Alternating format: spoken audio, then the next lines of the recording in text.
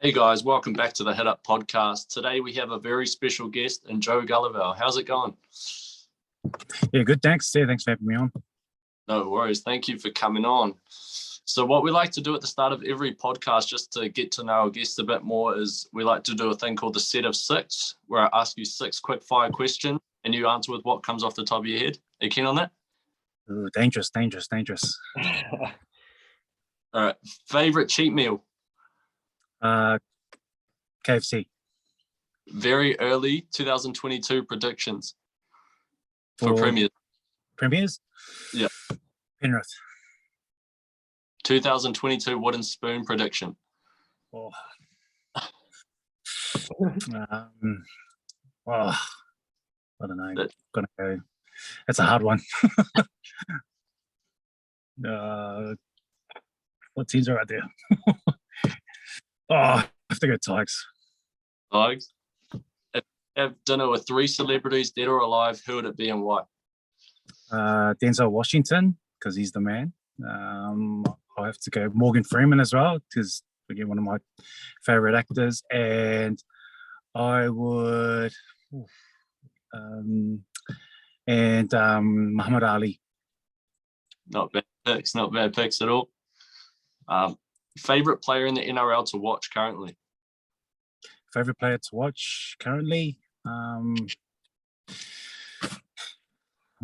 Geez, you're giving me some hard ones. I'm a big fan. Obviously, I came from the Tigers. I'm a big fan of Dan Laurie. I think he's gonna really improve. Obviously, this year's he's had a pretty good season right up until we got injured. So yeah, hoping that he'll kick on next year. Yeah, absolutely. He's definitely got a bright future ahead of him. And what is your favorite sport to watch outside of rugby league? I'm a bit of an NFL fan. So. Oh yeah, who's your team? I used to go for the Chargers. I was a big fan of Junior Seau when he was playing for there back in the day, and I follow a lot of the poly players out there. So Tua Tagovailoa, so Miami Dolphins fan at the moment. So sweet as. So what we're going to do, Joe, is we're going to go through your career, some highlights, and sort of just asking your opinion on some of them. So we'll go back to the very start. So you started your career off with my team, the Auckland Warriors. So what was the atmosphere like starting off as a junior back then at such a new point of the club, 1990s sort of area? It was really exciting. I think, at the time when we knew that we were going to get a team in the NRL, it was really exciting. And I think, especially for myself, that's been a long time, rugby league fan, to have our own team and playing the premier competition in the world was, definitely something that I guess there was a massive buzz. And then I was obviously in the junior system at the time. And then, I guess that pathway for players like myself at the time, it was huge. And obviously having the club in the competition and the doors that it's opened for, players throughout the years, it's definitely something that was exciting at the time. And it's really kicked on a lot of careers too. Yeah. So in 1997, your career kicked off in the World Nines competition. What was that like doing the Nines, and did you enjoy it, and would you like to see it return? Yeah, I think with the current format of the Nines, that they kind of reinvigorated it from back in 97. I think they even had games before that as well. So that was really, I was just a kid at the time, so I literally just finished school. It was probably my first, fully fledged rep senior competition I was part of. So to be involved in that, I played for Samoa at the time, and had some gun players playing for them, and to play against, again, I'm just a kid, playing against, the Alfie Langers and the Steve Renoffs, Wendell Sailors, the Australian team, Gordon Tallis. And then you had all other teams, playing as well. It was a really a big thrill for me to be part of that competition. And obviously the Nines format, the current for Nines format, it's something that's kind of, everyone's kind of taken, a liking to. So hopefully that continues. It's another pathway And hopefully, similar to what sevens are to rugby, that it's a door that opens up to the international games and international audiences as well. Yeah, absolutely. So in there you talked about representing Samoa. How was that any different to just running out for a NRL game? Well, you ask anyone that's played for their country or heritage, it's something that's really special, and a lot of it's rooted in your parents and their migration story. And I think having when I told my dad I was going to play for Toa, he had obviously he had a bit of a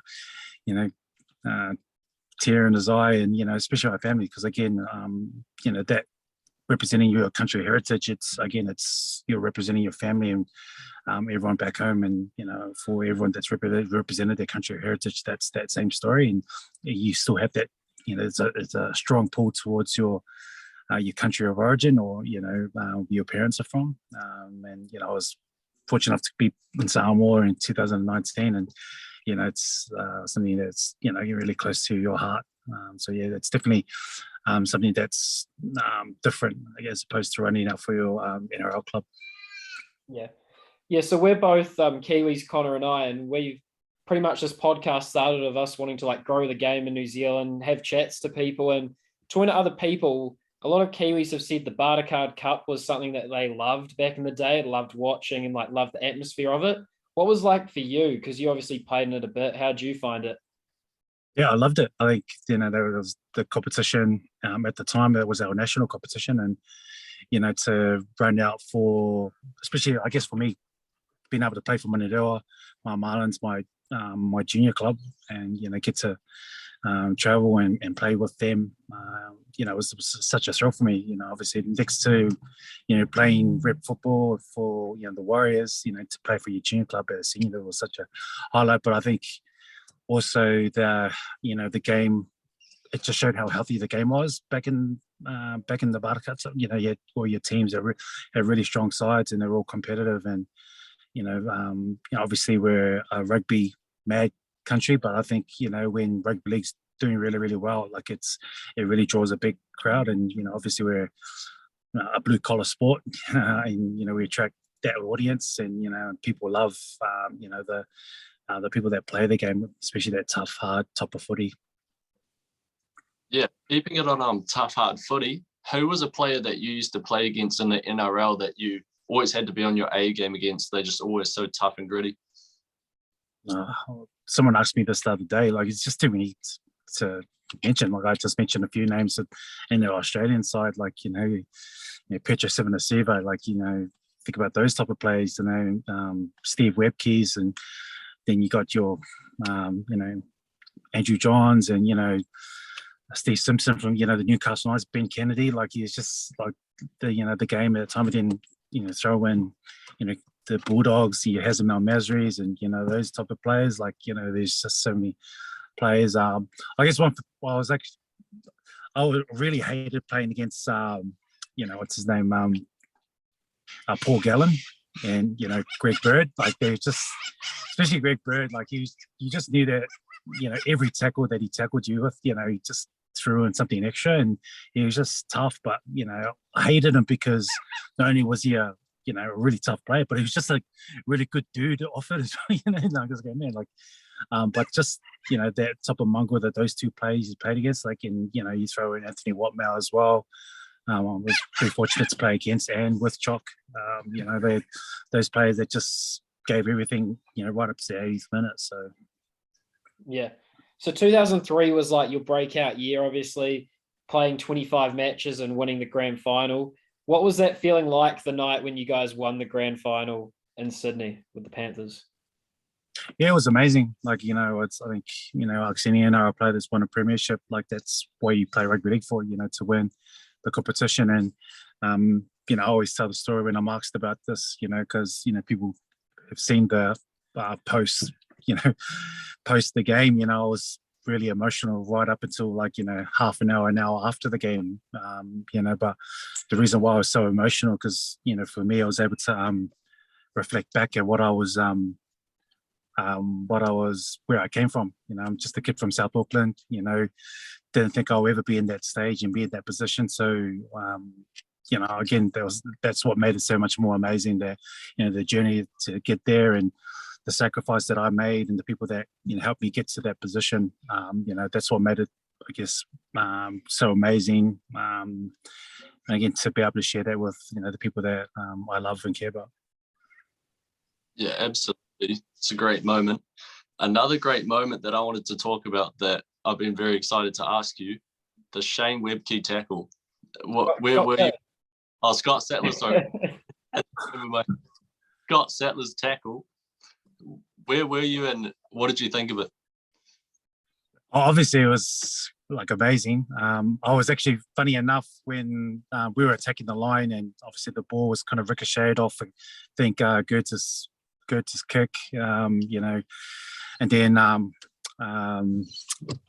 Winger picked it up and he was scooting down. I was actually in the try line, so I was literally had my hands I was really thinking that he was gonna score the try. So I was kind of had my head down and just kind of walking back, and then once I actually could see it from behind when Scott Satsy made that tackle, and it just lifted us. It was just if anything, that tackle pretty much summed up our whole season. Just never say die, and the never quit type of attitude. And again, that Satsy was a big part of our emergence that year. So definitely. So I was actually on the other side thinking that we're going to get scored against, and then obviously when the tackle was made, I was probably one of the first ones to sprint. It's probably the fastest I've sprinted in my life to get down there and celebrate with Satsy. And just a quick shout out, it's actually Satsy's 50th birthday today. So if he ever watches it, happy 50th, brother. Sorry, I butchered your name. Happy birthday, mate. So yeah, keeping it on the 2003 Premiership, I saw that you donated your signed jersey to the Men of League Foundation. How did that come about, and why'd you do that? I donated to Men of League, but it was actually for also Men of League were doing a charity drive for Mosema Soy. For those that don't know, Mosema Soy was in a terrible accident, rugby league accident. He was had a neck injury, which initially they thought he wasn't going to walk again, but Mose being who he is, just fought back, and he's obviously he's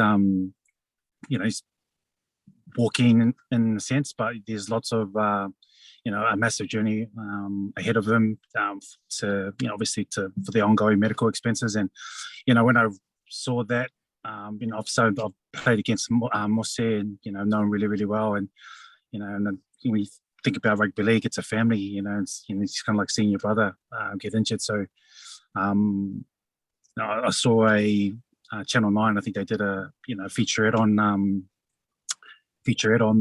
on him and his journey, and just really touched me deeply about how what the ongoing medical costs were going to be, his rehabilitation, that life's not going to be normal for him, and that kind of, again, just I just couldn't think of especially his wife and his kids, what that journey would look like for them, and I guess both being ex-Penrith players, it just kind of made sense to me to how can I help, and just donating the jersey was just like I said, was a no-brainer for me. Yeah, major respect there. So going back to you, most players, they say winning one premiership's amazing. You won 2 premierships. You won in Manly 2011 to my despair. So what was the feeling like winning your second title compared to the first? Was there any difference? The difference is, I guess I was, those are 10 years apart, I think, or close thereabouts, and from the first and the second win. And I was just I was asked this again a few days ago, and I was just 2 totally different people. Obviously I was just a kid when I won it. Then to be a bit older, then my middle 34 or 33, 34 at the time. It's just I was just in a different place as well in terms of maturity, and definitely like made me more appreciative of that, because I know what it's like to win one, to be a part of one, and I lost the grand final in 2009 with Parramatta, so I know what it's like to lose one, and but just to really be appreciative, because I don't come around too often, and you never know when you're going to be a part of it, and I know players that have never played a grand final, so definitely for me it was a moment where I could actually reflect back and be really appreciative of the opportunity that was given to me, and really, appreciate the moment. Yeah, absolutely. So obviously Rugby League has had a lot of ups for you, but I'm sure that there's been some downs with like injuries and stuff. How do you come back from a bad injury mentally? I think once you realize that it's part of the game, I think, that's, you kind of acknowledge, especially if you've had some major injuries like I have had, you just know that's part of it. And, obviously walking through it's a totally different thing altogether, but, having your support base is really important. For me, it obviously is my wife and my kids. But then, you obviously got the extended staff like your physios, medical, they're supporting you. Clubs now have wellbeing staff there as well that you can lean on.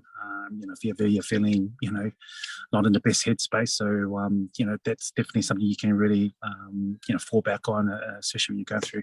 But it's just taking it day by day, knowing that, it's going to be a bit of a grind to get back to where you are, and you're going to have doubts, you're going to have, but that's where you kind of also lean on players as well. They've probably had similar injuries where I tore my Achilles in 2013, and I've reached out to others that have done the same thing and asked them what they did and what to expect. So you definitely got a community to lean on when it gets hard.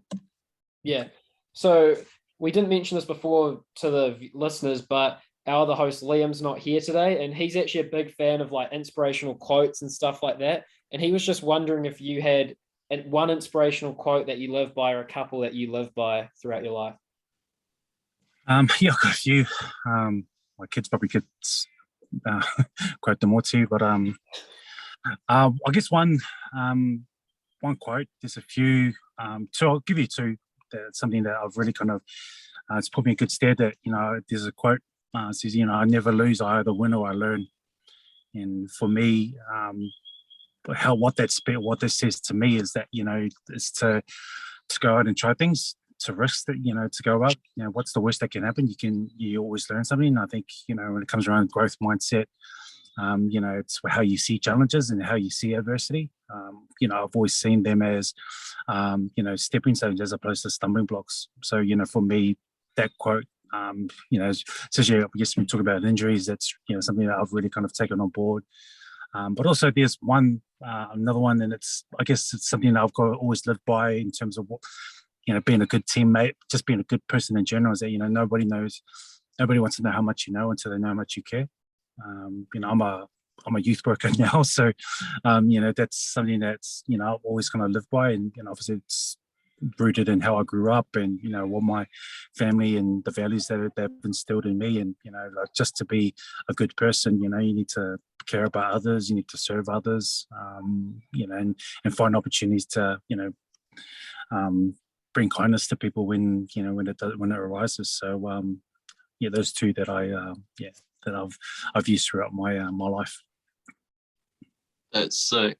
I just have one last question for you, and then I'll let Josh take over. So the game has changed a lot recently with obviously the 6 again rule, head high send off.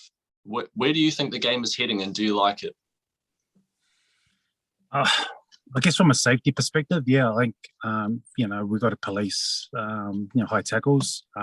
How they're doing that, that's and how far that goes, it's it's definitely, that's another question altogether.